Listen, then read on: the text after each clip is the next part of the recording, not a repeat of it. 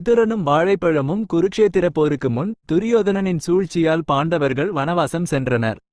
அவர்களின் தந்தை திருதராஷ்டிரன் விதுரனை அழைத்து, பாண்டவர்களின் நிலை என்ன, அவர்கள் எப்படி இருக்கிறார்கள் என்று கேட்டார். துரியோதனன் அருகிலிருந்தான். விதுரனுக்கு தெரியும், உண்மையை கூறினால் அது துரியோதனனுக்கு கோபத்தை ஏற்படுத்தும். ஆனால் விதுரன் ஒருபோதும் பொய் பேச மாட்டார். ஒரு நாள் விதுரன் துரியோதனனுடன் திருதராஷ்டிரனை பார்க்கச் சென்றார். திருதராஷ்டிரன் மீண்டும் பாண்டவர்களை பற்றி கேட்டார். விதுரன் பதிலளிக்காமல் மௌனமாக இருந்தார். துரியோதனன் அதைக் கண்டு கேலி செய்தான். விதுரன் அதை பொருட்படுத்தாமல் ஒரு தட்டை எடுத்தார். அதில் இருந்த பல வாழைப்பழங்களை திருதராஷ்டிரனுக்கு கொடுத்தார். திருதராஷ்டிரன் ஒரு வாழைப்பழத்தை உரித்தார். அது நன்றாக இருந்தது. இரண்டாவது, மூன்றாவது என தொடர்ந்து உரித்தார்.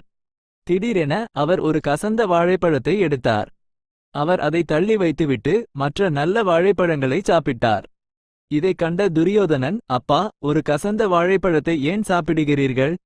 அதை தூக்கி எறிந்துவிடுங்கள் என்று கூறினான். விதுரன் புன்னகையுடன், அரசரே, பாண்டவர்கள் இந்த கசந்த வாழைப்பழத்தை போல்தான். எவ்வளவு துன்பங்கள் வந்தாலும் அவர்கள் ஒருபோதும் தங்கள் கர்மாவை விட்டு விலக மாட்டார்கள். அதேபோல் ஒரு நல்ல வாழைப்பழம் போல கௌரவர்களும் தங்கள் கர்மாவை அனுபவிக்க தயாராக இருக்க வேண்டும்.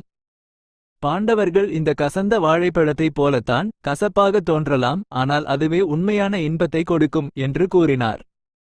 விதுரனின் வார்த்தைகளை கேட்டதும் திருதராஷ்டிரன் அதிர்ச்சி அடைந்தார். விதுரன் பாண்டவர்களின் நிலையை ஒரு வார்த்தை கூட சொல்லாமல் உணர்த்தினார். இக்கதை உங்களுக்கு பிடித்திருக்கிறது.